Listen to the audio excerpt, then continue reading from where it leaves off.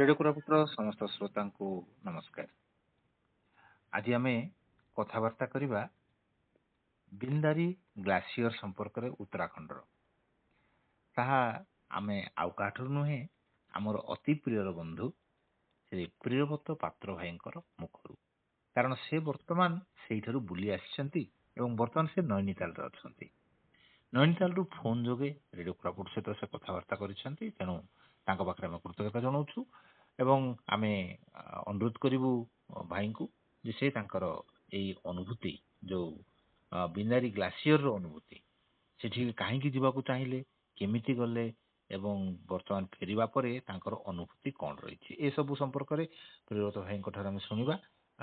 ଭାଇ, ଆପଣଙ୍କୁ ସ୍ୱାଗତ କରୁଛୁ ରେଡ଼ିଓ କୋରାପୁଟକୁ ଏବଂ ଆପଣଙ୍କର ଅନୁଭୂତି ବିନ୍ଦାରୀ ଗ୍ଲାସିୟରରେ ସେ ସମ୍ପର୍କରେ ଜାଣିବାକୁ ଚାହିଁଛୁ।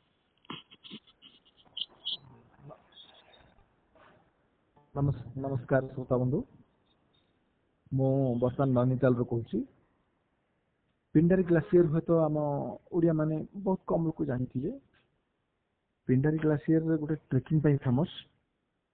ସେଟା ନୈନିତାଲକୁ ଆସି ସେଠୁ ଆଉ ଟିକେ ଆଗକୁ ଯାଇକି ଆରମ୍ଭ କରିବାକୁ ପଡ଼େ।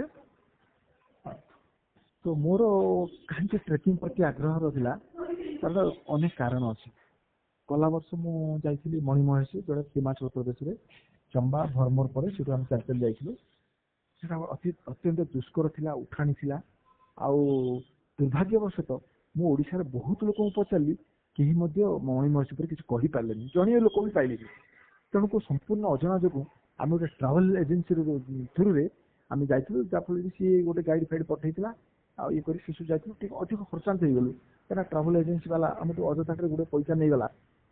ଏ ବର୍ଷ ଯେତେବେଳେ ପିଣ୍ଡାରୀ ହିଲ୍ସ ପାଇଁ ଚିନ୍ତା କଲୁ, ତ ଆମ ଯୋଉମାନେ ଯାଇଥିଲୁ 3 ଜଣ ଯାକ ଗଲାଥର, ସେଇ 3 ଜଣ ଯେହେତୁ ଯାଇଥିଲେ 10-12 ବର୍ଷ ତଳେ ପିଣ୍ଡାରୀ ହିଲ୍ସ, ପିଣ୍ଡାରୀ ଗ୍ଲାସିୟର, ସିଏ ହିଁ ଲିଡର ହେଇଗଲେ। ତେଣୁ ଆମେ ଏଥର ଯାତ୍ରା ଆରମ୍ଭ କଲୁ। ତ ଯାତ୍ରାଟା ସର୍ଟକଟ୍ରେ କହୁଛି, ଲକ୍ଷ୍ନୌରୁ କାଠଗୋଦାମ ନୈନିତାଲ, ନୈନିତାଲରୁ ଗରୁଡ଼ ଗଲୁ। ସବୁ ମୁଁ ଟାଉନ ବସ୍ରେ ହିଁ ଯାଇଛି, କୋଉଠି ଟ୍ୟାକ୍ସି ଭଡ଼ା କରିକି 1000 ଟଙ୍କା ଦେଇନି, 30 ଟଙ୍କା 40 ଟଙ୍କା ଟିକଟରେ ଅତି ସାଧାରଣ ଲୋକ ଯେମିତି ଯାଆନ୍ତି ଯାଇଛି। ତ ଗରୁଡ଼ ପରେ ଆରମ୍ଭ ହେଇଗଲା ଆମର ଇଏ ଯାତ୍ରା। ତ ସେଠୁ ଆମେ ଗୋଟେ ଗାଡ଼ି କରିକିରି, ସେଠୁ ଆଉ କୌଣସି ଆପଣ ଚାଲୁ ଗାଡ଼ି ପାଇବେନି। ତେଣୁ ଆମେ ତ 3 ଜଣ କହୁଛୁ, 4 ଜଣ ଯାଇଥିଲୁ। ଆଶ୍ରମରୁ ଜଣେ ଆସିଥିଲେ, ଆଶ୍ରମରୁ ଜଣେ ସାଧକ, ୟଙ୍ଗ ସାଧକ, ସିଏ ବି ଆମ ସାଙ୍ଗରେ ଥିଲେ। ସିଏ ଚାହୁଁଥିଲେ ଯେ ହିମାଳୟର ସ୍ଥିରତା ବିୟୁଟି ଉପରେ ସେ ଗୁଡ଼େ କିଛି ଲେଖିଛନ୍ତି, ମୁଁ ତାକୁ ଜୀବନରେ ମାନେ ଭୋଗ କରିବି। ସେ ଦୁରନ୍ତ ଅଭିଳାଷ ନେଇକି ସେ ଆମ ସାଙ୍ଗରେ ଆସିଥିଲେ। ଆଉ ଆମେ ଏସବୁ ଇଣ୍ଟରେଷ୍ଟେଡ୍ ଥିଲୁ ହିମାଳୟକୁ ଦେଖିବୁ ବୋଲିକିରି। ହିମାଳୟର ଖାଲି ତ ବଡ଼ ବଡ଼ ସହର ନିବାସରେ ଖାଲି ଖାଇଲେ ପିଇଲେ ହଉନି। ଏ ଯୋଉ ପଦଯାତ୍ରା ଆମେ ବାହାରିଥିଲୁ, 4 ଜଣ ବାହାରିଥିଲୁ। ତ କହୁଛି, ଆରମ୍ଭ କରୁଛି। ଖାତି ହଉଛି ଶେଷ ମୋଟର ବୋଲି ଜାଗା। ଖାତି, ଆମେ ଯେତେବେଳେ ଗରୁଡ଼ରୁ ଛାଡ଼ିଲୁ, ଖାତି ବୋଲି ଗୋଟେ ଜାଗା ଆସିଲା, ସେଇଠି ଶେଷ। ଆଉ ତାପରୁ ଗାଡ଼ି ନାହିଁ। ସେଠି ପହଞ୍ଚିଲା ବେଳକୁ ତାପମାତ୍ରା 2-3 ଡିଗ୍ରୀ ଦିନରେ, ରାତି ହେଲେ ମାଇନସ୍। ଛୋଟିଆ ଗୋଟେ ହିମାଳୟନ ଗାଁ, ସେଠି ଗୋଟେ ହୋମ ଷ୍ଟେରେ ଆମେ ରହିଲୁ। ଯିଏ ଗାଡ଼ିରେ ଆମକୁ ନେଇଥିଲା ଗୋଟେ ବେକ୍ କରୁଥିଲା, ତ ତେଣୁକରି ଆମକୁ ଶସ୍ତା ପଡ଼ିଲା। ନହେଲେ ରିଜର୍ଭ କଲେ 5000 ଟଙ୍କା ନେଲା, 1300 ନେଇଗଲା। ସେ କହିଲା, ହଁ ହୋମ ଷ୍ଟେ ଆମର ଚାଲିଛି ସାର୍, ଆମ ଘରେ ରହିଯାଆନ୍ତୁ। ତାଙ୍କର ଘରେ ସେମିତି ଗୋଟେ ରହିବା ପାଇଁ କରିଛି, ଖଟ ଫଟ ପଡ଼ିଛି, ରୋଷେଇବାସ କରିଦେବ।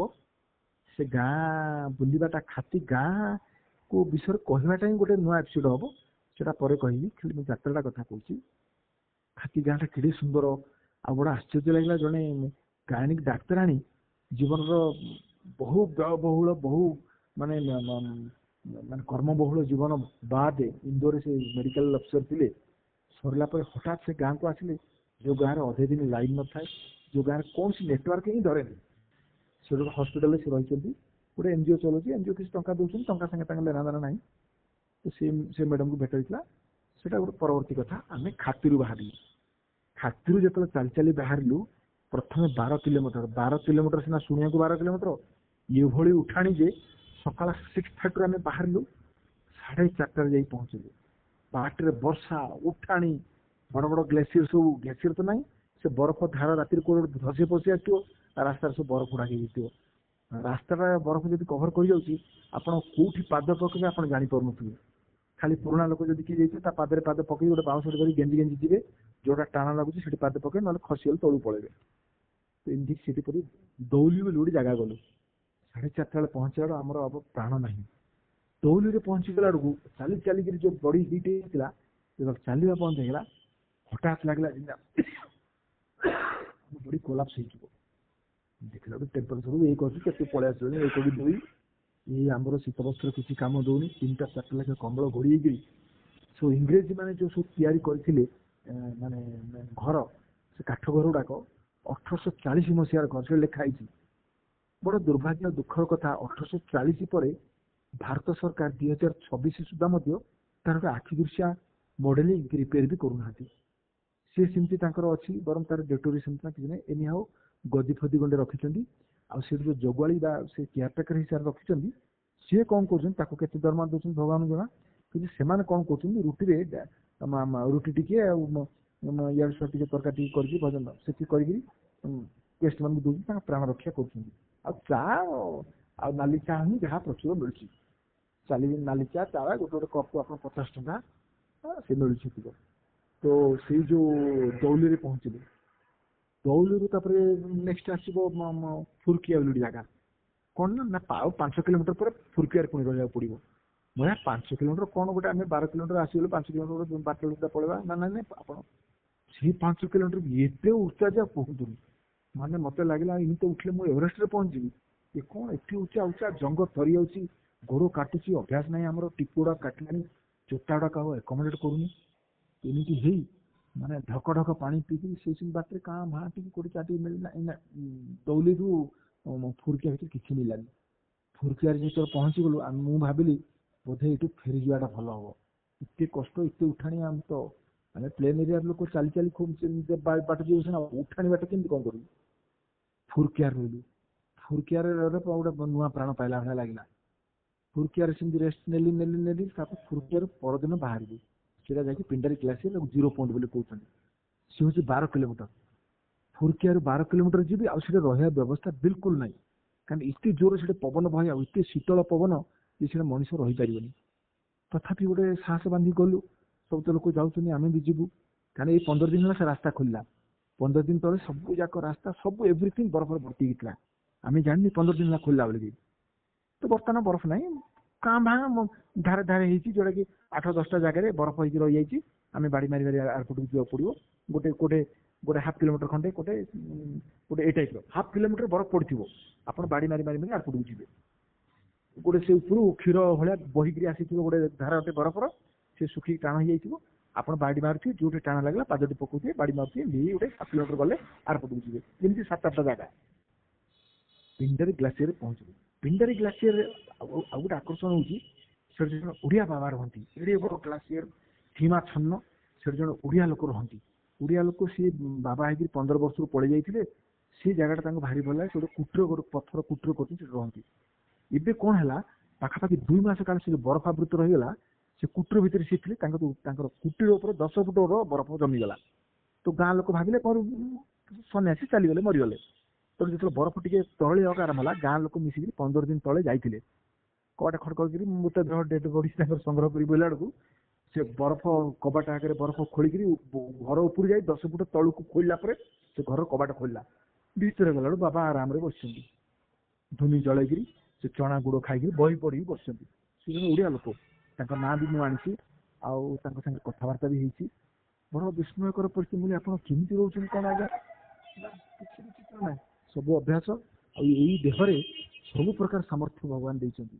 ନହେଲେ ଗ୍ଲାସିୟରରେ ଦେଖ ମୁଁ କିଛି ପିନ୍ଧିନି, ତମେ ସୁଟର ଫୁଟର ପିନ୍ଧିଛ, ମୁଁ ଦେଖ କଷାୟ ବସ୍ତ୍ର ଖଣ୍ଡେ ପିନ୍ଧିଛି, ଛାତିରେ ଗୋଟେ ପକେଇଛି, କାହିଁ ଗୋଟେ ଆଉ କ'ଣ ମତେ କାହିଁକି କିଛି ଲାଗୁନି।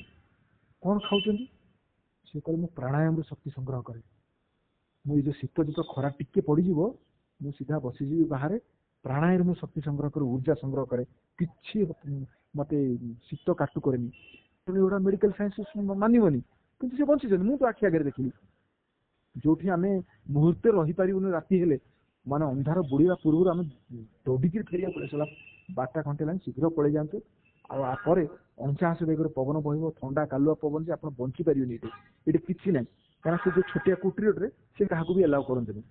ମୁଁ ଯଦି ପ୍ରତିଦିନ ସମସ୍ତଙ୍କୁ ଏଲାଉ କରିବି, ଏଠି ମୋର ସାଧାରଣ ବ୍ୟର୍ଥ ହେଇଯିବ, ମୁଁ କିଛି କରିପାରିବିନି। ପ୍ରତିଦିନ ଲୋକ ଆସୁଛନ୍ତି, ମୁଁ କେତେ କାହାକୁ ଏଲାଉ କରିବି? ତେଣୁ ସେ କୁଟିଆରେ ସେ ଆମକୁ ଇଏ କରିନି।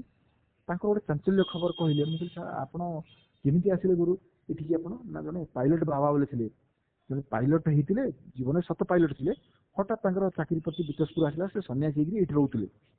ସେ ବିଭିନ୍ନ ମାନେ ହଠଯୋଗରେ ସିଦ୍ଧହସ୍ତ ଥିଲେ। ସେ ଯେତେବେଳେ ବରଫ ହଉଥିଲେ, ମୁଁ ତ କୁଟୀରରେ ରହୁଛି, ସେ ମହାଶୟ କୁଟୀର ବି ରହୁନଥିଲେ। ସେ ପୁରା ଗୋଟେ ମାଟିଟେ ଖୋଳିକିରି ତା ଭିତରେ ରହିଯାଉଥିଲେ, 6 ମାସ କାଳ ମାଟି ଭିତରେ ପୋତିକି ରହୁଥିଲେ ସେ। ଆଉ ଏଇଟା ଗାଁ ଲୋକ ଦେଖିଛନ୍ତି, ମୁଁ ବି ଦେଖିକିରି ତାଙ୍କୁ ଯେତେବେଳେ ଆଶ୍ଚର୍ଯ୍ୟ ହେଲି, ସେ କହିଲେ ଏଗୁଡ଼ା ସବୁ ଛୋଟି ଫୁଟକି ମରି କଥା, ଏଗୁଡ଼ା ବି ମୁଁ ତତେ ଶିଖେଇ ଦେଇପାରିବି ଯଦି ତୁ ନିଷ୍ଠାର ସହିତ ମୋ ପାଖରେ ରହୁ, ମୋର ଶିଷ୍ୟ ହବୁ। ସେ ସବୁଠୁ ତାଙ୍କ ଶିଷ୍ୟ ହୋଇଥିଲେ, ବହୁ ବିଚିତ୍ର କଥା ଶିଖିଛନ୍ତି। କିନ୍ତୁ ସେ କହିଲେ ଏଗୁଡ଼ାକ ସବୁ କିଛି ଆବଶ୍ୟକ ନାହିଁ, ମୁଁ ଅଲଗା ଜ୍ଞାନର ଅନ୍ୱେଷଣରେ ଅଛି। ଆପଣ ଜାଣିଲେ ଆଶ୍ଚର୍ଯ୍ୟ ହେବେ, ସେ ମାତ୍ର 9ମ ପଢୁଛନ୍ତି, କିନ୍ତୁ ଇଣ୍ଟରନେଟ୍ ଚଲେଇବା, ନାସା ସାଙ୍ଗେ ସମ୍ପର୍କ କରିବା, ଭାରତର ବଡ଼ ବଡ଼ ବୈଜ୍ଞାନିକ ସାଙ୍ଗେ ସମ୍ପର୍କ କରିବା, ତାଙ୍କ ମତାମତ ଦେବା, ଏଇଥିରେ ସିଦ୍ଧହସ୍ତ। ସେ ତାଙ୍କର କମ୍ପ୍ୟୁଟର ଲ୍ୟାପଟପ୍ ରଖିଛନ୍ତି, ସୋଲାର ଇଏ ରଖିଛନ୍ତି, ସୋଲାର ପ୍ୟାନେଲ ରଖିକି ସେଠୁ ସୋଲାର ସେ ଲାଇଟ୍ କରୁଛନ୍ତି, ଭିତରେ ଲାଟ୍ରିନ୍ ବାଥରୁମ୍ କରୁଛନ୍ତି, ସେ ସେଠି ରହନ୍ତି। ଆଉ ସେ କାହାକୁ ରଖେଇ ଦିଅନ୍ତି, କିନ୍ତୁ କାହାକୁ ରହିବାକୁ ଦିଅନ୍ତିନି। ତ ସେ ବାବାଙ୍କ କଥା ପରେ କହିବି। ସିଏ କହୁଥିଲେ ଏବେ 30 ବର୍ଷ ପରେ ତାଙ୍କ ଘର ଭୁବନେଶ୍ୱର ପାଖରେ, 30 ବର୍ଷ ପରେ ଭୁବନେଶ୍ୱର ଯାଇଥିଲି। ଆଉ ମୁଁ କହିଲି କଣ ଦେଖିଲେ? ବଡ଼ ଆଶ୍ଚର୍ଯ୍ୟ କଥା କହିଲେ, କହିଲେ କଣ ଆଉ ଦେଖିଲି, ଲୋକଟା ଭାରି ଦୁଃଖୀ ଦେଖିଲି। ସେଇଟା ହିଁ ମୋର ବଡ଼ ଦୁଃଖ। ସେ କୋଠା ଦେଖିଲି, ଘର ଦେଖିଲି, ଏରୋପ୍ଲେନ ଏରୋଡ୍ରମ ବଢିଗଲାଣି, ରାସ୍ତା ବଢିଗଲାଣି, ସହର ବଢିଗଲାଣି, ଚାକଚକ୍ୟ, ଏସବୁ ପଦେ ବି କହିଲେନି। କହିଲେ ଲୋକଟା ବଡ଼ ଦୁଃଖୀ ଦେଖିଲି। ବଡ଼ ଆଶ୍ଚର୍ଯ୍ୟ କଥା ମତେ ଲାଗିଲା। ବୋଲି ଦେଖନ୍ତୁ ଗୋଟେ ଯୋଗୀ କଣ ଦେଖେ? ଯୋଗୀ କହେ ଆମେ ସିନା ହିମାଳୟ ରହିଲୁ, ସଂସାରୀ ଲୋକ, ସହର ରହୁଥିବା ଲୋକ ଯଦି ଦୁଃଖୀରୁ ଦୁଃଖୀ ହେଇଗଲେ, ଆମର ସାଧନା କୋଉଥିପାଇଁ? ତେଣୁ ମତେ ଭାରି ଦୁଃଖ ଲାଗିଲା ଯେ 30 ବର୍ଷ ପରେ ମୁଁ ଯୋଉ ଭୁବନେଶ୍ୱରକୁ ଖୁସିବାସିଆ ଲୋକ ଦେଖିଲି, 30 ବର୍ଷ ପରେ ଦେଖିଲି ମୁଁ କହିଲି ଆଜ୍ଞା କୋଠାବାଡ଼ି ନା, କୋଠାବାଡ଼ି କିଏ ମାର ବୋଲି ସେଗୁଡ଼ା କଥା କାହିଁ କହୁଛନ୍ତି? ମୁଁ ଲୋକଟା ଦୁଃଖୀ ଦେଖିଲି, ଏଇଟା ହିଁ ମୋର ବଡ଼ ଦୁଃଖ। କାହିଁକି ଏତେ ଦୁଃଖ, କାହିଁକି ଏତେ ଜରା ବ୍ୟାଧି, ମାନେ ରୋଗାକ୍ରାନ୍ତ ହେଇକି ଲୋକଗୁଡ଼ା ଅଛନ୍ତି, ଘଣ୍ଟା ଘଣ୍ଟା ହସ୍ପିଟାଲ, ଘଣ୍ଟା ଘଣ୍ଟା ଔଷଧ ଦୋକାନ। ଏଠି ଦେଖ ମୋର କିଛି ନାହିଁ। ଆଶ୍ଚର୍ଯ୍ୟ ହେବେ, ଖାତି ଗାଁରେ ସେ ଡାକ୍ତର କହୁଥିଲେ ଏଠି ଏତେ ଲୋକ ଅଛନ୍ତି ଆଜ୍ଞା, ଗୋଟିଏ ଲୋକ ବି ମୁଁ ଆଜି ପର୍ଯ୍ୟନ୍ତ ରୋଗୀ ଦେଖିନି। କାହାର ହାର୍ଟ ପ୍ରୋବ୍ଲେମ ନାହିଁ, କାହାର ବିପି ନାହିଁ, କାହାର ଡାଇବେଟିସ୍ ନାହିଁ, କାହାର ଆଣ୍ଠୁ ପ୍ରୋବ୍ଲେମ ନାହିଁ, କାହାର ବାଳ ଚୁଟି ବି ପାଚୁନି। କାହିଁକିନା ପ୍ରକୃତି ସେ ସାମର୍ଥ୍ୟ ମଣିଷ ଭିତରେ ଦେଇଥିଲା, ମଣିଷ ହିଁ ତାକୁ ବିଭିନ୍ନ ପ୍ରକାର ଇଏ କରିକି କୃତ୍ରିମତା ଭିତରେ ପଶିକି ଅବସ୍ଥା ଆଣିଛି। ତେଣୁ ସେଟା ବାବା ସେଠି ମୁଁ ଦେଖିଲି କିଛି ନାହିଁ। ଗୋଟେ ଲେଙ୍ଗୁଟି ମାନିକି ତାର ଫଟୋ ବି ତାଙ୍କ ସାଙ୍ଗରେ ଫଟୋଟେ ବି ଆଣିଛି, ସେଟା ଯଦି ହବ ଆପଣଙ୍କୁ ଦେଇପାରିବି। ତ ଏମିତିଆ କଥା। ସେ ବାବାଙ୍କୁ ଭେଟିକିରି ତୁରନ୍ତ ଆମେ ପୁଣି 12 କିଲୋମିଟର ଫେରିଲୁ। କାହିଁକି? 12 କିଲୋମିଟର ଯଦି ନ ପଡୁଛୁ, ଅନ୍ଧାର ହେଇଗଲା, ଭଗବାନ ମଧ୍ୟ ଆମକୁ ବଞ୍ଚେଇ ପାରିବେନି ସେ ଏରିଆରେ। ତେଣୁ ତାଙ୍କୁ ଭେଟିଲୁ, ଫଟାଫଟ ଆଉ ଧାଇଁ ଆସିଲୁ। 12 କିଲୋମିଟର ସେ ଫୁର୍କି ଆସିକି ରୁମ୍ ଭିତରେ ପଶିଗଲୁ, କାରଣ ଆଉ ଟିକେ ପରେ ବରଫ ପଡିଯିବ। ସେ ରୁମ୍ ଭିତରେ ପଶି କବାଟ ପତ୍ର ଦେଇକି ଖାଲି ଥରିଲୁ। ଖାଲି ଚା ପରେ ଚା ଆଉ ନାଲି ଚା ପିଇ ଗୋଟେ ଗୋଟେ କପ୍ କୁ 40 ଟଙ୍କା 50 ଟଙ୍କା, ମନେ ଇଚ୍ଛା, ତାର ହିସାବ ନାହିଁ। ଆଉ ପ୍ରାଣ ତ ବଞ୍ଚିବାକୁ ପଡିବ ନା। ଆଉ ଯା ମାନେ ପାଇଖାନା ଯିବା କଥା, ଗାଧୋଇବା କଥା, ଦୂର କଥା, ଛାଡି ଦିଅନ୍ତି କଥା। ଏମିତି ହେଲା ପରେ କୁର୍କିଆରୁ ଗୋଟେ ରାଇଡ୍ ରହିଲୁ, ପୁଣି ଆସିକି ଦୌଲିରେ ଗୋଟେ ରହିଲୁ, ପୁଣି ଆସିକିରି ଖାତିକୁ ଆସିଲୁ। ତେଣୁ ଟୋଟାଲି ଜର୍ଣ୍ଣି ମୋର 3 ରାତି କେତେ ହେଲା, 6 ଦିନ କାଳ। 6 ଦିନ କାଳ ଗୋଟେ କୋଳାହଳ ସମାଜଠୁ ଦୂରେଇ, ବିନା ନେଟ୍, ବିନା ଇଲେକ୍ଟ୍ରିସିଟି। ଆପଣ ଦେଖନ୍ତୁ କି ଭଳିଆ କଣ୍ଡିସନ। ଆପଣ ତ ଚାର୍ଜର ନାହିଁ, ମୋବାଇଲ ନାହିଁ, ନେଟ୍ ନାହିଁ, କି ବ୍ୟାଟେରୀ ନାହିଁ, ଆମେ ଟର୍ଚ୍ଚ ବି ନେଇନୁ। ସେ ରୁମ୍, କାଠ ରୁମ୍, ଯୋଉ ଘର ଗୁଡାକ ଅଛି ତା ଭିତରେ ରାତି ରହିଲା ବେଳକୁ, ରାତିରେ ଝାଡା ପରିସ୍ରା ବେଳକୁ ସେ ଭିତରେ ଝାଡା ପରିସ୍ରା, ଲାଟ୍ରିନ୍ ବାଥରୁମ୍ ଅଛି, କିନ୍ତୁ ଆପଣ ସେଟା କୋଉଠି ଅଛି କଣ ଅଛି ଦୃଶ୍ୟ କିଛି ଉପାୟ ନାହିଁ। ଆପଣ ହାତରେ ଅଣ୍ଡାଳି ଅଣ୍ଡାଳି ମୁଁ ଦେଖିଛି ସେ ପେନ୍ କୋଟା, ଇଏ କୋଟା, ପାଣି କୋଟା, ପାଣି ତ ଛୁଇଁ ପାରିବନି ବରଫ। ତ ସେ ଏଭଳି ଅନ୍ଧକାର। ଆମେ ବାଟରେ ଆସିଲା ବେଳକୁ ୟଙ୍ଗ ଡିୟରଫୁଲ ଲେଡି ଜଣେ, ଖାଲି 22-25 ବର୍ଷ, ଆଇଏସ୍ ଅଫିସର ନୂଆ ପାଇଛନ୍ତି ବୋଧେ, ସେ ରେଞ୍ଜକୁ ଯାଉଥିଲେ, ସିଏ ତାଙ୍କ ଦଳବଳ ଧରି ଯାଉଥିଲେ। ଆମକୁ ପଚାରିଲେ ସବୁ କଣ ଆପଣମାନେ ଦେଖିଲେ, ଫାର୍ଷ୍ଟ ଟାଇମ୍ ଆମେ ଯାଉଛୁ। ଆଉ ତାଙ୍କର କିଏ ରେଞ୍ଜର ଥିଲେ, ସେ କହିଲେ ଆମର ନୂଆ ମ୍ୟାଡାମ ଜଏନ୍ କରିଛନ୍ତି ଡିଏଫ୍ ହେଇକି, ଆପଣମାନେ କୁହନ୍ତୁ କଣ କଣ ସବୁ ପ୍ରୋବ୍ଲେମ ଅଛି। ମୁଁ କହିଲି ପ୍ରୋବ୍ଲେମ କିଛି ନାହିଁ, don't make it a luxury station. କିନ୍ତୁ ଲକ୍ଜରୀ ଅର୍ଥ ନୁହେଁ ଯେ ସେ ଭିତରେ ଆପଣ ଗୋଟେ ଲାଇଟ୍ ଖଣ୍ଡେ କି ସୋଲାର ଖଣ୍ଡେ କି ବ୍ୟାଟେରୀ ଚାଳିତ ଗୋଟେ ଟର୍ଚ୍ଚ ଦେବେନି, କେୟାର କରନ୍ତୁ, କିଛି ନାହିଁ ସେଠି। ସବୁ ଟିପାଟିପି କରିକି ନେଲେ, କହିଲେ ହଉ ଠିକ୍ ଅଛି। ମତେ ତାଙ୍କର ମୋବାଇଲ ନମ୍ବର ବି ଦେଇଛନ୍ତି। ମୁଁ କହିଲି ମ୍ୟାଡାମ ମୋର ବ୍ରେନ୍ ହିଁ କାମ କରୁନି, କାହିଁକିନା ଏଇ ଯୋଉ ପ୍ରକାର ଅକ୍ଳାନ୍ତ ପରିଶ୍ରମ ଭିତରେ ମୁଁ କିଛି ଜଜମେଣ୍ଟ ମୁଁ ଚିନ୍ତା ହିଁ କରିପାରୁନି, କାରଣ ମୋର ଟାର୍ଗେଟ ବର୍ତ୍ତମାନ ଖାତିରେ କେମିତି ପହଞ୍ଚିବି। ତେଣୁ ମୁଁ ଘରେ ନର୍ମାଲ ହେଲେ ମୁଁ ସବୁ ଭିଜୁଆଲାଇଜ କରି ମୁଁ ଆପଣଙ୍କୁ 10-12ଟା ପଏଣ୍ଟ ଦେବି। ଆଉ ସେ ଓକେ କରି ଯାଇଛନ୍ତି। ମୁଁ ଯେତେବେଳେ ମୋର ଜାଗାକୁ ରହିବା ଜାଗାକୁ ଭୁବନେଶ୍ୱର ଫେରିଯିବି, ମୁଁ ନିହାତି ରୂପେ ତାଙ୍କ ସାଙ୍ଗେ କଣ୍ଟାକ୍ଟ କରି ମୋର ମତାମତ ନିଶ୍ଚୟ ଦେବି ତାଙ୍କୁ।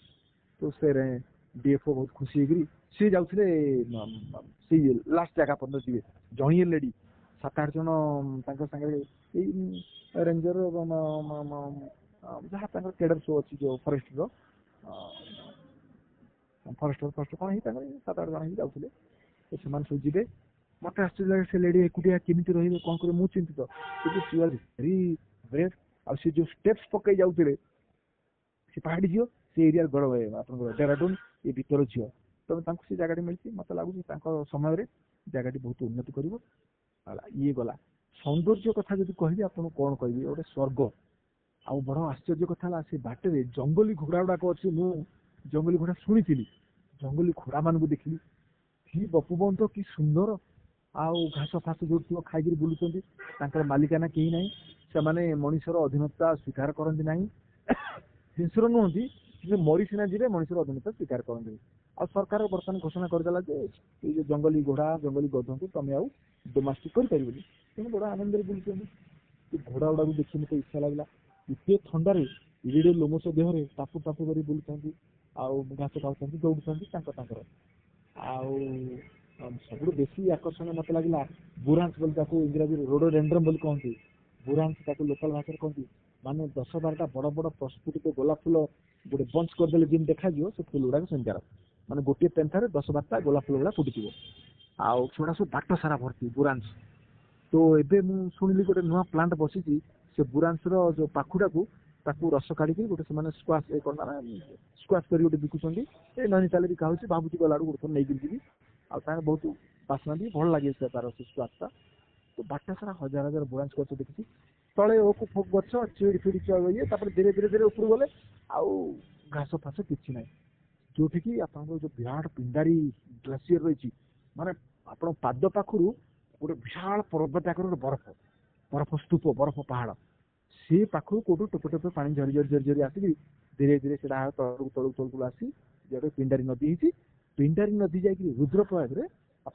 जोटा रुद्रप्रयाग मिसी रुद्रप्रयाग बुझुन तो जोटा कि आप माने बद्रीनाथ पाखु बाहर आपंकर अलकानंदा भरची ताहिरे अन्य नदी मिशुची काली नदी मिशुची आपंकर भागीरथी मिशुची सब मिसी जोटा गंगा होती रुद्रप्रयाग से मिशुची आप बोधे देवप्रयाग सबको जो नुआ नईटी देवप्रयाग 7-8टा नई मिसिया पर जो होची देवप्रयाग रु आप गंगा आरंभ हो गंगा बोली किसी ना प्रकृति गंगा आरंभ जो गंगोत्री को जो बाहर था भागीरथी कहती तेणु भागीरथी ये सब नई गुड़ाक ये नईटा जाए मिशुची तो मुझे देख ये नईर अवस्था केमिकार कुआड़ बाहर कुआड़ जाऊँगी इटे बड़ नदी माने शीत दिन बरफ हो जाए आ खरा दिन जो रेट्रे पानी बहुत है बरफ तला पा आप हाथी पड़े भासी पड़े तापर कोको जगह सब ब्रिज फ्रिज लुहा ब्रिज कर चलती तथापि माने माने पर्याप्त गुड़ाक माने भेरी सीमित सरकार आग्रह सरकार बजेट इतने भेरी सीमित आउ कि लोक